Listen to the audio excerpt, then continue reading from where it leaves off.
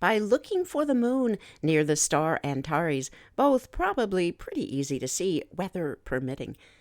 That bright star near the moon is Antares in the constellation Scorpius the Scorpion. You've got about another month or so to see this uniquely summer star for us in the Northern Hemisphere, and that's during, of course, the evening hours. Antares is the brightest star near the moon tonight, while the other nearby bright beauty, that would be planet Saturn. If you're in the Northern Hemisphere, Antares and Saturn are visible in the southern to southwest sky as night begins. If you're in the Southern Hemisphere, they're more overhead for you. The moon has now passed that first quarter phase and exhibits a curvature on its terminator line, that line between the dark and the light on the moon. The moon phase, well, that's waxing gibbous. We went there yesterday. The waxing gibbous moon, Antares and Saturn, will drift westward through the night to set after midnight at mid-northern latitudes. Like all stars, Antares sets some 4 minutes earlier with each passing night, 2 hours earlier with each passing month. By October, this star will be tough to spot in the southwestern twilight after sunset. In ancient Chinese thought, the summer season was associated with the word south, with the element fire, and with the color red. It's no wonder, then, that this reddish star in the south each summer, beautiful Antares, was considered the fire star of the ancient Chinese. Antares appears as a bright reddish star, what Ptolemy called sub-rufa, or slightly red, and it rides relatively low in the south throughout our northern summer. We know it as a great ball of gases, a thermonuclear cauldron radiating unimaginable amounts of energy into the blackness and vastness of space. And yet to us, as to the ancient Chinese, Antares appears so near the southern horizon that we must view it through that great thickness of air. The air through which we view Antares causes the star to twinkle rapidly. On any summer evening, if you see a bright red star low in the south that's twinkling fiercely, it's probably Antares. So here's the bottom line. The bright star near the moon on August 1st, 2017, that's tonight, is Antares, brightest star in the constellation Scorpius the Scorpion. This star can be seen near the moon tonight from around the world. From around the world, and just about as long as there has been recorded history, there have been myths and legends about the moon. One of those recorders of history is the famous Farmer's Almanac. That's an annual North American periodical that has been in continuous publication since 1818. Published by Geiger of Lewiston, Maine, it's famous for its long-range weather predictions, astronomical data, along with a blend of humor, trivia, and advice on gardening, cooking, fishing, and human interest. In addition to the popular United States version, there's also a Canadian Farmer's Almanac, by the way, still in print in a form you can hold in your hands. In fact, they're publishing their Farmer's Almanac for the year 2018. Here's an article by Beth Herman, 8 Myths and Legends About the Moon. Almost from the beginning of history, time, tides, animals, and man have been impacted by the moon, both scientifically and perhaps just as often by fairy tales, fables, myths, and legends. Battles have been planned, won, and lost by the available or unavailable light of the moon. Native Americans have names for the full moons of each month. For instance, January's full wolf moon, September has the full harvest moon, October's got the full hunter's moon, dictated by what they signify. Moon myths abound in Inuit and Maori cultures, as they do in literature and film, from moonlight-dependent werewolves to Jules Verne's prescient 1965 literary journey from the Earth to the Moon. So here's number 1, moon men. Just about anyone with a modicum of imagination can gaze up toward the heavens and see that proverbial man in the moon, although its origins are not well known. In Europe, people believed a man was vanquished to the moon for a crime. According to sources, some Germanic cultures believed it was a man caught stealing from his neighbor's hedgerow, whereas Roman legend calls him a sheep thief. In Chinese mythology, the goddess Chang'e is stranded upon the moon after consuming a double dose of immortality potion. Shakespeare did it with A Midsummer Night's Dream. The man in the moon was called Moonshine. He kept that moniker throughout the Renaissance and carried a lantern. Then there's number 2, the blue moon. That expression, once in a blue moon, is derived from the rarity of the event, as it is a second full moon in any calendar month. It occurs every 2 or 3 years. However, the writer of this article has found sources which tell her that the blue color was misinterpreted when the 2 full moon phenomenon was reported in the March 1946 issue of the periodical Sky and Telescope. That color can occur with any moon, any time, depending on atmospheric conditions, such as fires and volcanic eruptions on Earth. Oh, then there's green cheese, that's number 3. While the thought of consuming green cheese isn't exactly a culinary coup, the concept of the moon being made of green cheese has roots in fable and proverb. According to accounts, a simpleton sees the moon's reflection in the green water, and then he considers this a wheel of cheese. Or the green cheese in the reflection might imply cheese that just hasn't matured yet. Number 4, Little Green Men. In 1970, Michael Vazin and Alexander Shcherbakov of the former Soviet Academy of Sciences posited that the moon may in fact be an alien spacecraft, believing it was hollowed out, a planetoid created by beings with superior technology. Yes, as we think of it, the moon, whatever it is, it's shiny. And then number 5, the moon diet. Inhabiting Alaska, Greenland, and the Arctic, the Inuit tribe call the moon god Anigan and the sun goddess Malina. That's Anigan's sister. According to their legend, after a sibling quarrel, Malina stormed off and her brother followed. Always in pursuit, or perhaps to apologize, depending on one's interpretation, Anigan forgets to eat and grows thinner, explaining the moon's waning phase. When the moon appears to disappear completely, Inuit believe Anigan has gone to find food. When he ultimately catches up to his sister, a rare celestial event, the result causes a solar eclipse. So it looks as though that chase between brother and sister is still going on. August 21st, wait for it. Number 6, moon dance. In Africa, Mawu, the moon god, is said to be linked forever with the sun goddess Lisa. Solar and lunar eclipses are said to be related to their conjugal times. And number 7, the moon child, inevitably, sometimes controversially associated with fertility. Many believe the moon's influence over love, sex, and reproduction is part of a rhythm seen in the natural world. When the moon waxes, life is said to grow and abundance is present, whereas desire diminishes during its waning cycle. In New Zealand, Maori myth says that a young girl named Rona displeased the moon so that he seized her and took her far away with him. Grabbing onto a tree, she dragged the tree with her, and that tree now symbolizes fertility. And number 8, moonatics. Psychiatric facilities have reported patients become more unruly during a full moon. Individuals say pain increases during that time. So, given that choice, this article suggests maybe that's not the time to opt for root canal, etc., not during that waning moon.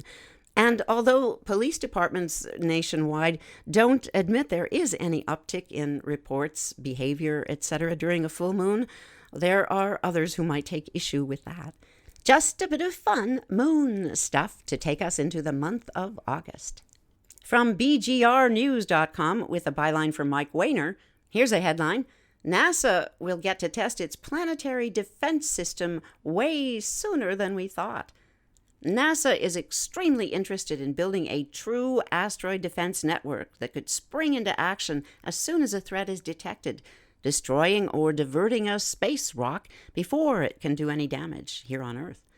The actual development of a protection system is still in its infancy, with many proposed plans for dealing with troublesome asteroids, but no real-world testing to back any of them. But that's not going to stop NASA from testing its detection capabilities during an upcoming near-Earth asteroid flyby in October. Here's how it's going to work. The asteroid, named 2012 TC4, is going to make its closest approach to Earth October 12th. Coming incredibly close to our planet. At its nearest point, the The rock is expected to be as close as 4,200 miles from our planet. Compare that with our moon's orbit, which is around 240,000 miles, and you have a good idea how insanely close the space rock will be. A close call makes 2012 TC4 a fantastic guinea pig for NASA's asteroid detection network, which will require the cooperation between many scientists and observatories acting in concert to establish the asteroid's exact path. At present, researchers know enough about the asteroid's path to be confident that it poses no threat to us. But figuring out exactly where it will pass, that's the real test of this system. Here's a quote from Professor Vishnu Reddy of the University of Arizona's Lunar and Planetary Laboratory. Quote, "This is a team effort that involves more than a dozen observatories, universities, and labs across the globe so that we can collectively learn the strengths and limitations of our near-Earth object observation capabilities. The goal of the TC4 campaign is to recover, track, and characterize 2012 TC4. This effort will exercise that entire system to include the initial and follow-up observations, precise orbit determination, and international communications," end quotes. It's good to know people like Professor Vishnu Reddy are at the ready. From asteroids to, well, more asteroids. Here's a headline. Luxembourg's asteroid mining law takes effect August 1st. That's today. Mariella Moon's son, that's her name, wrote this story. Luxembourg's parliament has voted in favor of passing an asteroid mining law that gives companies ownership of what they extract from those celestial bodies. The European country has been working on the bill since 2016 and originally intended to pass it earlier this year. It took a bit more time to iron things out, but in the end, it's gotten an overwhelmingly unanimous vote, and it's now scheduled to take effect today, August 1st. Luxembourg's law is pretty similar to the one President Obama signed back in 2015. It gives mining companies the right to keep their loot. Both of them can also take advantage of a loophole in the United Nations Outer Space Treaty. That treaty states nations can't claim and occupy the moon and other celestial bodies. They don't, however, give companies ownership of asteroids, after all, just the minerals they extract and after they have extracted it. Unlike the United States version, though, a company's major stakeholders don't need to be based in Luxembourg to enjoy its protection. They only need to have an office in that country. That said, any Space Corps interested in operating from the Grand Duchy that is Luxembourg must have obtained written permission from the country and must not have major shareholders who take money from any terrorist groups. The move didn't come out of left field for the tiny but wealthy European nation. Luxembourg made its first big space bet back in 1985 when it supported Europe's first private satellite operator, which eventually became the largest in the world. In addition, the Grand Duchy has been investing in asteroid mining for years, even teaming up with Deep Space Industries, that corporation, to design an experimental aircraft meant to test its mining technologies. It might take decades before anybody actually starts digging up minerals from asteroids, but by having a law that makes it clear where miners stand, the first in Europe, Luxembourg is securing its future in the industry. A science fiction-sounding industry indeed, but it's moved beyond speculative fiction. Let's move from asteroids down to Cornwall in the United Kingdom, where there's an update on that series of UFO sightings. Interestingly, this is picked up by CNET. They usually don't cover the likes of this. Amanda Kuzer gets the byline. Here's her headline. Mystery UFO sightings in Cornwall have earthly explanation. A bizarre swarming UFO appeared in multiple places over the English coastal peninsula, but it's not a sign of impending alien invasion. That's her subheadline. Here's the story. If you've been following social media posts from people in Cornwall over the last week, or as we say, if you've been listening to UFO headline news here at Inception Radio Network, then you may think the alien invasion of Earth Together, we can make your blonde blonde. Sheer Blonde Go Blonder collection by John Frieda lightens and brightens hair 2 full shades to give you your best blonde every day. Hair talks. Make your statement with Sheer Blonde Go Blonder collection, only from John Frieda. has begun in that English peninsula. Multiple seemingly unconnected people posted videos over Twitter and Instagram showing a strange swarming formation hovering in the sky, hashtag UFO Cornwall, but it wasn't aliens. It was likely the work of Eden Project. Well, we've touched on this before. Here's a little bit more about the Eden Project. It's a series of massive greenhouses in Cornwall with connected transparent domes filled with exotic plants. It's a visually stunning place, and it's about to launch a new attraction called Journey into Space, which includes an astronaut academy, an astronomy photography exhibit, and something called a, quote, alien encounter, end quotes.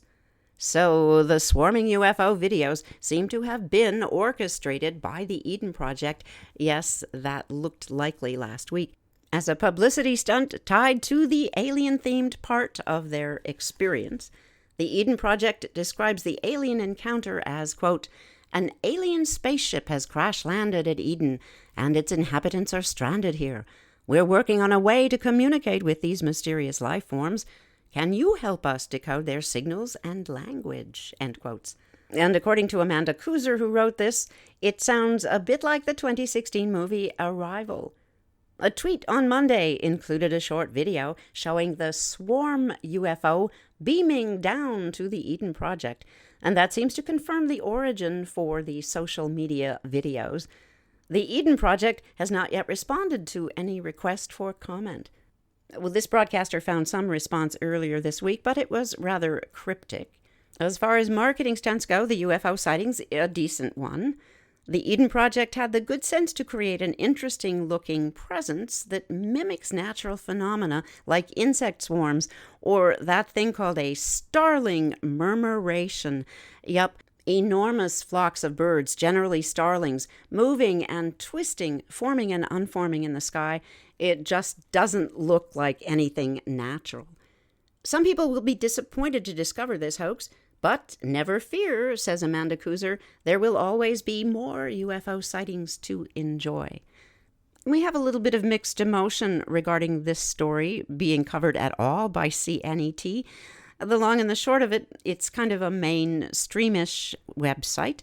The gist of it is, no, this wasn't a UFO. Move along, folks. So it goes.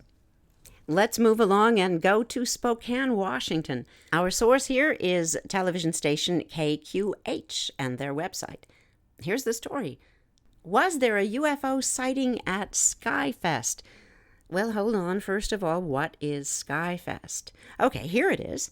The Fairchild Skyfest. It was held July 29th through the 30th, free admission to the public. It was the Air Force's 70th anniversary and Fairchild Air Force Base's 75th anniversary. What we found on their website was amazing lists of performers. The United States Air Force Thunderbirds, the United States Air Force Academy Wings of Blue parachute team, the Third Strike Wing Walkers, that sounds extraordinary, and something sounding enormous, a KC-135 Strato tanker. We have no idea. There were demonstrations and static displays. Groups from Whiteman Air Force Base out of Missouri, Joint Base Elmendorf out of Arkansas, etc. The list goes on. But there might have been visitors who weren't on that official list. Here's the article. Were you at Skyfest this past weekend? And did you see a UFO? At least one man claims he did, and believes he has the video evidence to support his case. Yup, you can link to that video later, gentle listeners, at ufoheadlinenews.com. Said John Whichlow, quote, never have I captured anything like this, ever, end quotes. John Whichlow just thought he was recording the Thunderbirds at that air show in Fairchild Air Force Base, but when he watched the video back, he noticed 2 different, unidentified flying objects in the frame. Quote, it would seem like it was moving incredibly fast, since the announcer said those jets were going 500 miles per hour, and they looked slow by comparison. Some people talk about meteors or birds or bugs close to the camera. I looked at it so closely. I don't think it's any of those, end quotes. The video shows a white object at 5 seconds in, darting by the frame before the Thunderbirds pass each other. Later, 36 seconds in, you can see a smaller black object come through the frame, following behind the ascending Thunderbird. Quote, Carl Sagan said there are more stars out there than grains of sand on the beach, said Wichlow. Quote, and if there are that many stars, and many are older than ours, well, it seems since I believe we'll get to the stars someday, why not the possibility that someone has gotten here already? End quotes. Station KHQ called the National UFO Reporting Center, that's Peter Davenport's place, in Davenport, Iowa, to ask if the object was a possible sign of intelligent life. Peter Davenport did not comment at the time, saying he'd like to see a little more evidence first. Wise. A shift in trajectory now takes us to UFOstalker.com and the great state of New York, city of Rochester. It's the setting for MUFON sighting number 85534. This event took place on the 28th of July, 2017. It wasn't reported till the 31st of July. Here's what the witness says by way of summary. 4 glowing orange lights passed directly overhead at 5-minute intervals. There is video here. It's fascinating video, gentle listeners. The narrative provided by the witness, especially in video number 2, well, you just have to see it. We do not think this is a hoax. The viewing distance here is unknown. The altitude is over 500 feet. Nope, no cloud cover. The sighting duration here was 20 minutes. However, those 2 videos are short. They sum it up. The object features none. The flight path, straight line path. Well, this broadcaster might take a little issue with that. It did a lot of ziggy-zaggy stuff. And the witness reports the object was shaped like a disc.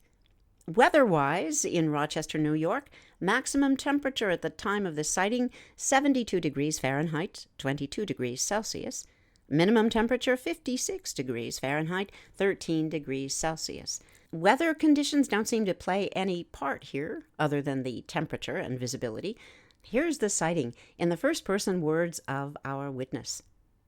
After a late dinner, myself, my fiancé, and my sister, who was visiting from Florida, were sitting on our mother's screened-in porch, having some drinks and conversation. I noticed the first light come into view above a nearby tree. It appeared to be moving towards us, and it passed overhead. I noted the unusual orange light seemed to glimmer, but I dismissed this as an aircraft's lighting being distorted by the porch's screening. The viewable sky between the top of the tree and the top of the porch allowed for approximately 5 to 10 seconds of viewing.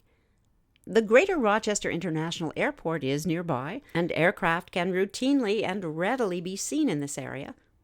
After approximately 5 minutes, another orange light appeared at the same spot in the sky, moving in the exact same trajectory as the first. I went outside the porch so that I could obtain an unobstructed view of this light. The light appeared to glimmer or flicker as if it was fire-like. There was no smoke, there was no tail trailing behind the light. As I observed this light, it passed nearly straight overhead. And the closer it came to being overhead, the glowing orange light seemed to dim. It seemed to disappear, as a car headlights would as it passed. I was able to capture 2 cell phone videos of those lights, lights number 2 and 3. They're 21 and 58 seconds, respectively. I retrieved a small pair of 8x binoculars from my truck and was able to more closely observe the approach of light number 4. The orange light appears more fire-like with the binoculars. It wasn't glaring. It was more like a shimmering glow. I followed the light through the binoculars as it passed overhead, and the light again dimmed and could not be seen. It was then that I could see a form, a shape. It appeared to be a disc. From my perspective, and through my binoculars, I gauged it to be approximately the diameter of my thumbnail held at arm's length. This disc appeared to be faintly illuminated by the lights of the city from below, and it also blocked the stars as I followed it. I was only able to observe this object for a few seconds before a house blocked my view. It was very difficult to judge the altitude of this disk. The sky was clear. My best guess would be between 5,000 feet and 8,000 feet. Likewise, the speed is also difficult. It was an unknown altitude. Again, my best guess on the speed would be 100 miles per hour to 200 miles per hour. It took approximately 1 minute for the lights to transit approximately 70 degrees of sky. I have been a licensed private pilot, although not current since 2003. I'm very familiar with aircraft of all types and their operational characteristics. At no time were navigational or anti-collision lights visible. I used off-center viewing, trying to ascertain any, especially when I was able to view this object after the passing of light number 4. At no time was there any aircraft sound heard. Again, I'm very familiar with jet, piston, and rotor noises. That is the uncanny part of this to this broadcaster, the lack of sound. Yikes. We're about to experience a silent running situation here. We gotta bounce because that's a wrap.